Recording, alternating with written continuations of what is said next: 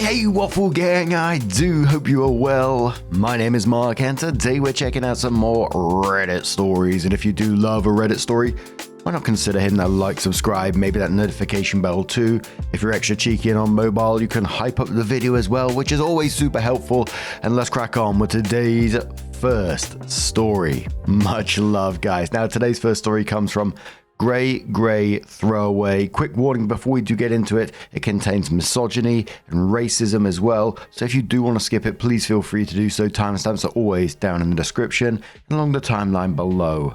Thank you. It's titled, My Mother-in-Law, 57 Female, Doesn't Believe That My Husband, 30 Male, is the father of our baby. I, 32 Female, don't know what to do. My husband and I have been together for 4 years. Married for 2. My husband is Indian and I am white. I have always gone along with my mother-in-law. She was warm and welcoming from the beginning, and I really like her. She was over the moon when we told her I was pregnant. Our daughter Sarah is her first grandchild. While I was pregnant, my husband and I joked together about how the baby might look 100% white. In all seriousness, we both knew she'd probably look very white at first and get darker with time. She was born a month ago and does indeed look like any other white baby, but she has a full head of black hair and brown eyes. My husband and I think she's gorgeous. Anyway, my husband and I decided early on that we didn't want any visitors in the hospital while I was giving birth, and that we wanted 1 week at home with her before introducing her to family members. We just wanted a little privacy and peace during a crazy time. My mother-in-law wasn't thrilled by this, but she did respect it. She came to our house 3 weeks ago with my father-in-law and sister-in-law. She had a huge grin on her face as I walked towards her with Sarah in my arms. But when she saw my baby's face, everything changed. She began shrieking, and I mean shrieking, that the baby wasn't my husband's. My husband and I were stunned. The baby started to cry and everything sort of dissolved into chaos. My husband tried to explain that it's totally normal for the baby to be so pale, but she wouldn't calm down enough to hear him. They all left without any of them even holding the baby. That was, it says, the weeks ago, maybe 3 weeks ago. In the weeks since, my husband has spoken to her over the phone many times, telling her that he is certain that the baby is his. He even pointed out to her that she herself is light-skinned for an Indian woman, but since my husband is darker, she thinks Sarah should be darker. She has refused to see me or Sarah until we do a paternity test. My husband has no doubts about Sarah being his, but he's asked me to do the test for his mother's sake and for Sarah's. He wants her to have a relationship with her grandmother. I do too, or I did. I'm not sure anymore. My family lives very far away, 10 hours by plane, while my husband's family is less than an hour by car. I was counting on my mother-in-law to be a big part of Sarah's life, and she was very excited about spending time with her granddaughter. But now I don't know if I could ever leave Sarah with a woman who can come unhinged so easily. What do I do? Do I swallow my pride and get the test done? Even if I do, how can I trust my mother-in-law's behavior and judgment after this? Edit. In case someone wants more details about her reaction, here's one of my comment replies. You didn't see her. She flew off the handle at the mere sight of my child. She screamed at me. She screamed at my husband. She called me things in Hindi. So insulting that my husband won't tell me what was said. I wouldn't be doing this paternity test. Who the bloody hell does she think she is? And let's face it, even if she was to get this test, and I don't think she should at all, and when the results come back exactly as expected, she's already shown you who she is. When she doesn't get her way or whatever, she's just going to fly off the handle. The fact that she was screaming at you in front of your newborn, it tells you everything that you need to know. A commenter who was downvoted says, yes, get the test. Put your mother-in-law's fears to rest once and for all. This sounds like a cultural thing with your husband and mother-in-law being East Indian extraction. You knew that when you married him. You knew that before you married him. You now have to deal with that. Mother-in-law come unhinged so easily. This is the parentage of a grandchild. Cut her a bit of slack. Do all you can to preserve family unity. Get the DNA test and be done with it. Opie says, in quotes, didn't come unhinged so easily, and says, you didn't see her. She flew off the handle at the mere sight of my child. She screamed at me. She screamed at my husband. She called me things in Hindi so insulting that my husband won't tell me what was said. I know this is her grandchild, and I was so happy for Sarah to have a loving family so close. But to doubt everything she knows about me and her son because the baby doesn't look how she wants her to? Yeah, I'd say she come unhinged pretty easily. Commenter says, contrary to other posters here, my suggestion is to tell your mother-in-law in no uncertain terms that this kind of irrational nonsense is not welcome in you or your daughter's life.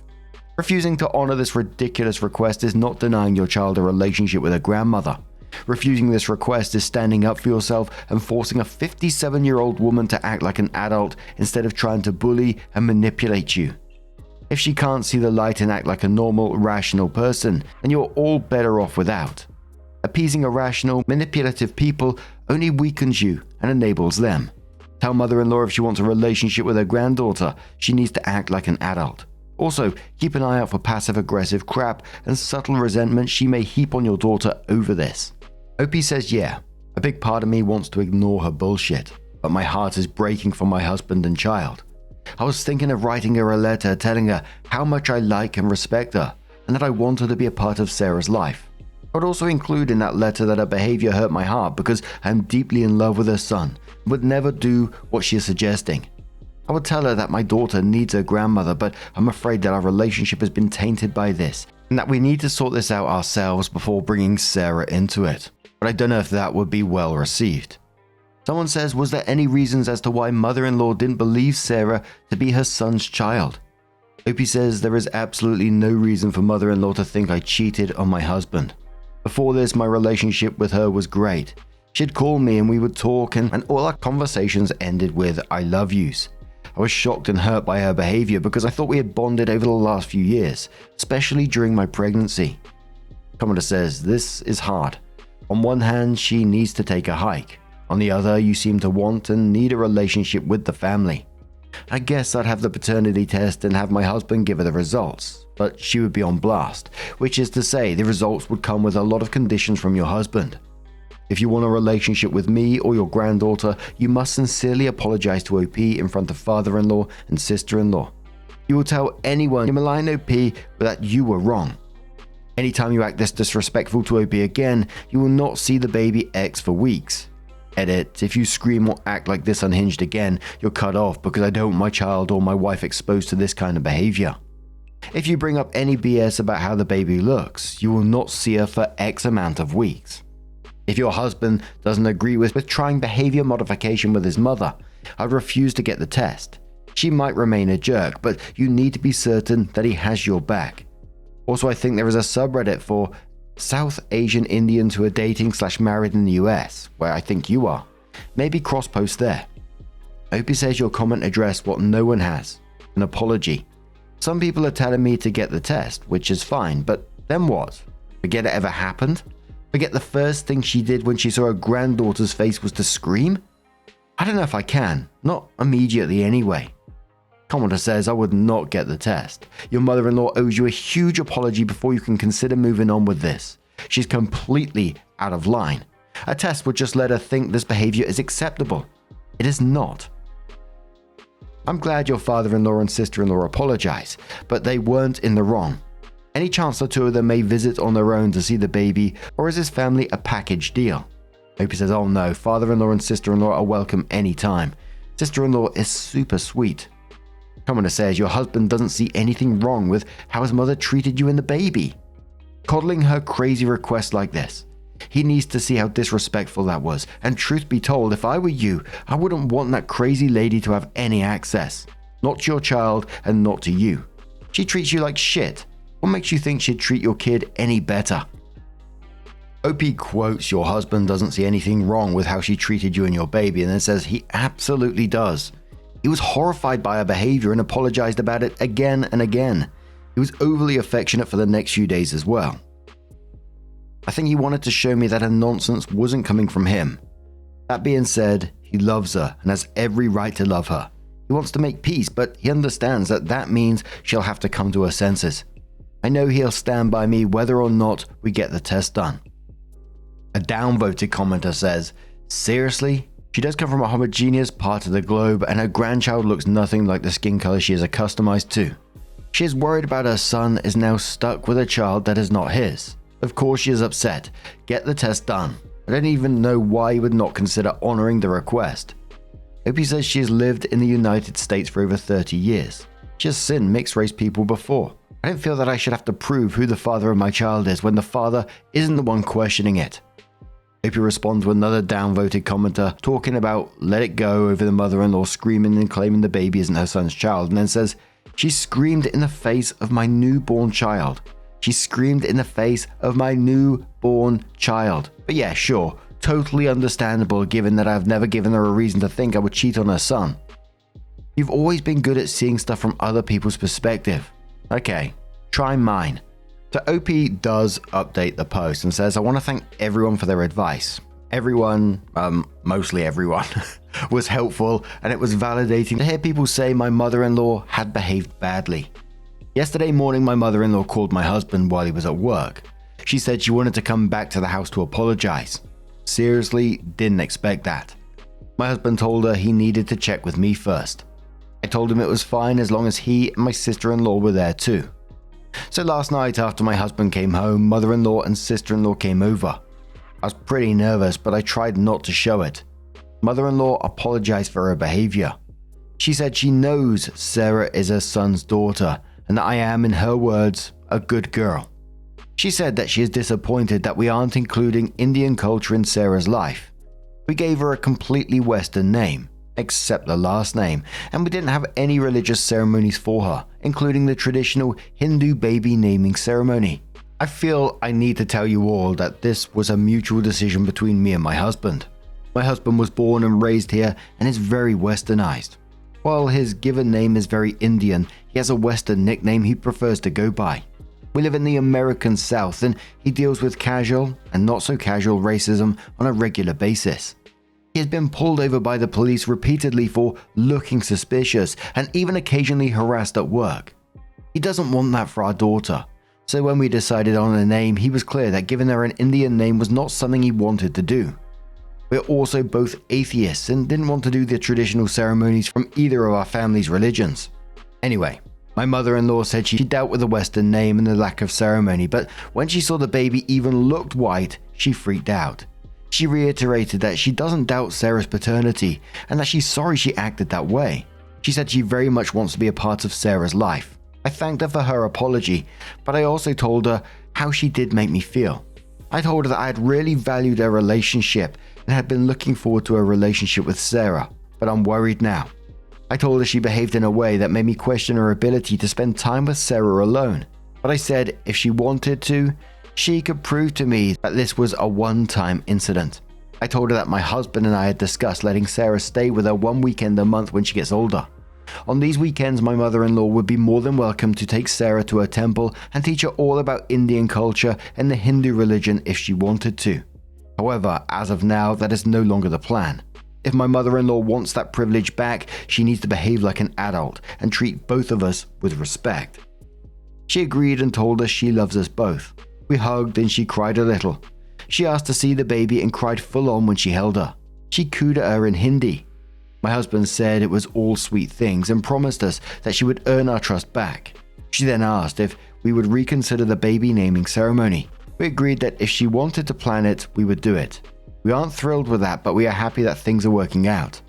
I will be proceeding with caution, but I am optimistic. Her apology was sincere and it appears not coerced. She won't be left alone with Sarah anytime soon, but if she continues to be warm, loving, and a sane woman we knew her to be before this nonsense, then a year or two down the road, everything will be the way it's supposed to be. Someone asked OP on the back of this, does your husband speak Hindi? I would suggest, because my parents never taught me a second language, that you have your daughter learn Hindi. OP says my husband understands Hindi but cannot speak it. We'll be teaching her Spanish because it will come in handy more often, and we both speak Spanish to a degree. Commoner says, thank God she came to her senses. It seemed hard on you that you thought you had a good relationship with her, and then she went nuts. Some extremely outside advice? Talk with your husband some more about giving his daughter a completely Western upbringing.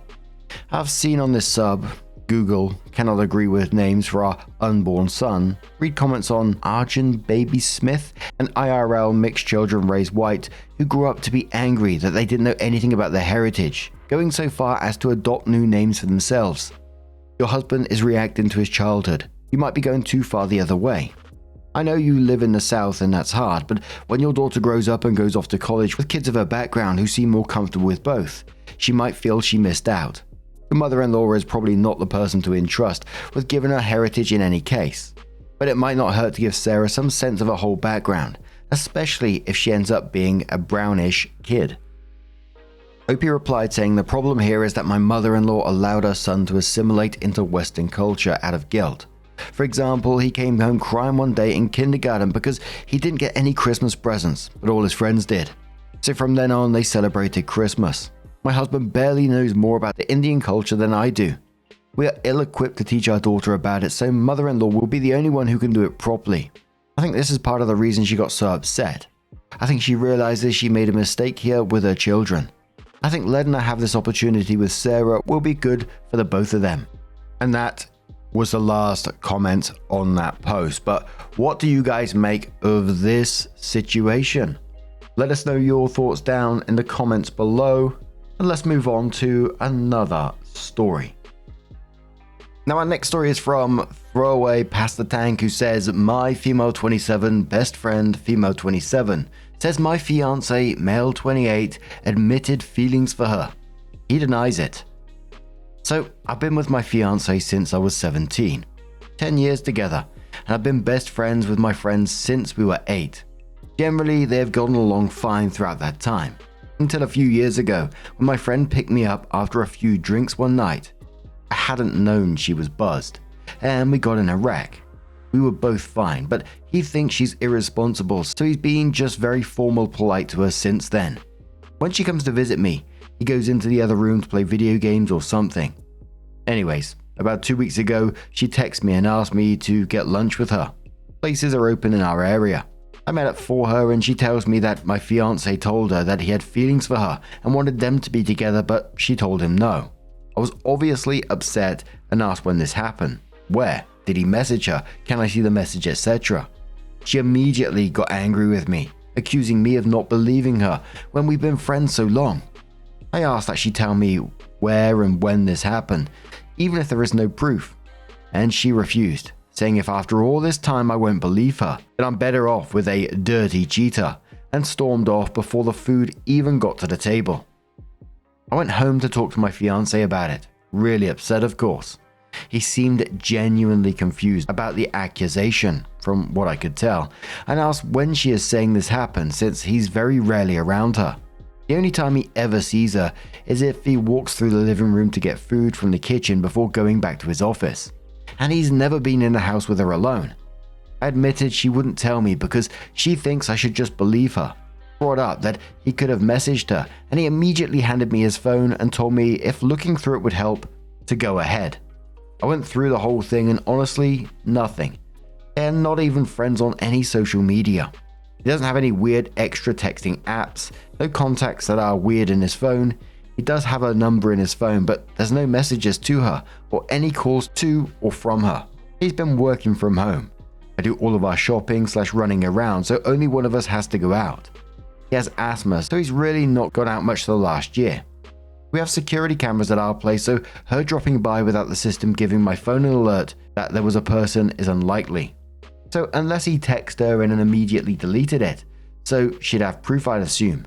He happened to run into her the 1 or 2 times he's been out in the last year, or he raced out to his office to proclaim his love to her while I was in the bathroom. I have no clue where this could have happened. So I'm inclined to believe him. Seeing as we've been together for 10 years, I can't think of when this happened, and she won't tell me anything else. Our mutual friends are divided. Some saying it's suspect she won't tell me anything, but others are saying as her best friend, I should believe her because there's no reason for her to lie. Whereas my fiance would have a reason if he did it. I don't know what to believe at this point. My friend is still completely shut down on me. I called her trying to talk about it, but she told me not to contact her again unless I believe her and hung up on me. My fiance has been completely open about everything. Part of me is wondering if she's lying because she knows he doesn't like her from what happened a few years ago and is trying to break us up. Then part of me is wondering if he really did text her and that she is telling the truth and being so difficult for no apparent reason. Any advice on how to handle this? To me, it's just full of red flags and it just sounds like like you said, she's trying to break you up because he doesn't like her anymore from what she did, the drink driving incident. And the fact that she won't answer basic questions like, when did this happen? It's just huge red flags. She came up to you with a massive accusation that could ruin your relationship, damage your relationship, end your relationship. And she should be able to at least back it up with something. It's a 10-year relationship, but instead she's getting angry at you and trying to guilt trip you into believing her just blind. It's very manipulative. Your fiancé, on the other hand, seems he's got nothing to hide. He handed over his phone, no hesitation at all. OP responded to a commenter saying, "Oh god, that sounds awful. I can't say she acts like me or anything, but since the accident, she's brought up him acting weird around her, mentioning how he always goes to the other room, barely talks to her, etc. When prior to the accident, he would go out with us, would all watch movies together or anything else. She eventually picked it up that he was mad at her and has seemed bitter about it since. But I thought she let it go since she was still going to be in the wedding and I still spend a lot of time with her. I hadn't put any thought into her possibly having any feelings for him. I thought at most she was mad at him for being mad at her over the accident. Prior to the accident, she got along well with him, told me she thought he was a good guy. After the accident, she'd mentioned him being grumpy, blaming her for no reason, not understanding that people make mistakes, etc. Since he didn't just forgive her like I did. Commenter says, "It really does sound like your friend made it up. It's obvious that in a situation like that, when she told you, would have been shocked and wanted more information. And if she was telling the truth, she would have done all she could to absolutely make you certain about it because a fiancé cheating, obviously, is a big deal. Also, what makes the story so improbable is that if he doesn't even like her character, they don't talk nor do they have a good friendship. At most, he could have wanted to have sex with her, not told her he had feelings for her, like what? When a boyfriend cheats, usually it's because of physical attraction, that maybe if the cheating continues, can develop into feelings, but I've only heard about a few specific cases like this. But it was when a guy confessed to a freaking best friend of 10 years, rather than some bitch who got my girlfriend in an accident. Opie says, yeah, like honestly it happened prior to the accident. I think I would have been more likely to believe her, since we all hung out together, and they both said good things about each other. Since the accident, he's made it clear to me he didn't even want to be around her, but tolerated her because I care about her. But part of me started questioning if he was only saying all that as some cover because he has had feelings. But that feels just like I'm overthinking at this point. Commodore says, just my thoughts on this, but if she was telling you the truth, she'd easily give you details. In fact, she just got angry right away and insisted you should believe her after her giving you news that would have been a total shock to you is insane. To me, it sounds like she decided to lie when you went to question her. She panicked and got mad. If I had to lay a bet, she isn't given details because it never happened. She probably knows he doesn't leave the house. You'd know if she was there, texting would leave evidence, which she doesn't have, and she hasn't been in the house or room alone with him for longer than 40 seconds. Opie replies saying, honestly, that makes the most sense of this mess. I don't know why she would lie really. Whether it's she had feelings for him, I never know, or is just mad about him being mad at her. But I guess the reason why doesn't matter in how I should handle this. Opie then explains more about the car accident and says we'd planned that she'd pick me up and I'd spend the night at her place since we wanted to have a movie night / a few drinks, and my fiancé and I only had one car at the time. She showed up to pick me up and I got in the car not knowing she'd already had a couple of drinks before getting there. On the way back to her place, she suddenly veered off the road and smashed into a tree. Neither of us were badly hurt luckily, but her car was totaled. People whose yard it was called the police and some cars stopped to check on us. She was arrested for driving intoxicated, and the ambulance that showed up took me to the hospital to look over since I did have some cuts and the airbags had went off. So my fiancé had to come pick me up from the hospital in the middle of the night, and since then he's made it clear he doesn't want to be around her. Thinks she's irresponsible and only tolerates her because I forgave her. He says he can't forgive her because she could have killed us both. She thinks he doesn't understand that people make mistakes, and that it isn't fair to blame her for the whole thing since the road was slippery. And in the end, we were fine. So 3 days later, OP comes in with her update and says, well, I woke up the morning after the post and I hadn't expected that many responses. I sat and read them all, and it was pretty unanimous that she was lying for some reason. And if she wasn't lying, she was being a crap friend for how she went about this. Some comments also really made me realize how much shit my fiance had to go through because of her presence in my life. So I woke him up and told him I believed him and apologizing for letting this drag on like I did. I took the advice of someone and made a group chat minus the now ex-best friend and sent them the post and just asked that they read it. Most of them sort of waffled until one said, who had not known either of us, it would be obvious who is lying, and they all agreed it was too suspect. One of them called me shortly after asking me to meet up and talk, so I did. She is the one closest to ex-best friend and other than myself.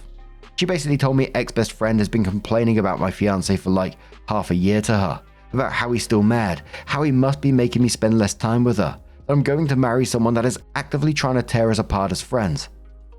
She was able to show me some text where ex-best friend was saying that sort of thing, and one of her in her maid of honor dress with a text saying, my dress for the funeral of our friendship, then leading up to now where friend was asking her if it was true, and she was snapping at her too through text to stop questioning her, and it doesn't matter if she's lying anyways. Friend said she hadn't reached out to me prior because she thought after the wedding ex-best friend would realize it wasn't as bad as she thought it was going to be. And when all this happened, she didn't think that the texts were proof enough to show me and nuke our relationship. But the post made her feel bad for not showing me them. She gave me some of the screenshots and I went to ex-best friend's apartment myself to talk to her. She let me in and I asked her if she had anything to tell me before we went any further. She doubled down that she refuses to give me details, repeating the same stuff. So I told her I knew she was lying and had proof she was.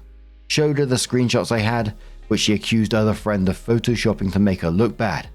Once I told her I read them in person off of a friend's phone, she started going on about how everyone is trying to tear up our friendship after her accident and how it isn't fair on her. I told her maybe if she had apologized and tried to make changes in her life instead of insisting for years it's not her fault and then coming up with this lie, maybe none of that would have happened. Told her that even if she had been telling the truth, the way she chose to tell me and make some shitty loyalty test instead of her telling me some of the most devastating news of my life, she isn't a good friend to me. I forgave the accident because I cared for her and took it as a mistake, but obviously that care doesn't go both ways.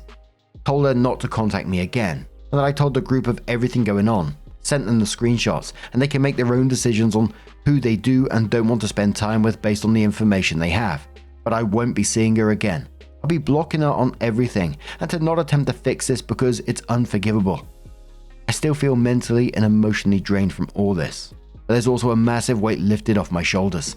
As for the wedding, instead of choosing another friend in this group, I asked my fiance's little sister to be my maid of honor, and she's very excited. Fiance is also relieved he doesn't have to deal with ex-best friend anymore, and says he's just happy it's all settled. As for the rest of my friends, the one that showed me the texts, I'm not going to stay in contact with her either, since she hid all this and only showed me out of guilt. The others, I guess I'll see how it goes. Edit about the friend who told me. Maybe in time I can move past it, but right now I can't really look at her. It's not just that she didn't tell me right away, I just feel uncomfortable. I would spend time with the two of them a lot, and to know there was conversations about my fiance, the wedding, the relationship, and our friendship going between them just like that. Yeah, the maid of honor dress photo, I'm literally next to her in the picture. She knew best friend had these feelings so strongly, was my maid of honor, and essentially hated my partner at this point. Then when best friend told the whole friend group the situation, and they all came at me about not believing her and having to explain my side, and only half of them listened to me. She was one of the ones that said I should listen to best friend, when she knew all the stuff she had been saying, and essentially confessing to her that it was a lie. She didn't do anything herself, but she watched it all happen until she felt too guilty. And right now that just hurts, and I'm not sure I want her in my life. And on the back of this, there were commenters saying not to shoot the messenger, etc, etc. I wasn't sure if they came before or after the edit. But bloody hell, who needs enemies when you got friends like that, right? What was the thought process during this? I always like to think of that, she came up with this plan to try and break them up and just thought, I'm going to tell her that he's basically making a move on me with no evidence whatsoever. You must have thought that, she's going to ask me if you got proof of any of this. And what am I going to do when she does ask for that truth? I'm just going to say, believe me, and then don't talk to me again unless you believe me. I mean, fucking hell, man, honestly. What do you guys make of this situation? Let us know your thoughts down in the comments below. Now, just a huge thank you for being here today. As always, getting involved in the stories, your love, your support, your time, your likes, your subscribes, your hypes mean the absolute world to me. So thank you so much, truly. And I will see you in the next one. Take care and much love.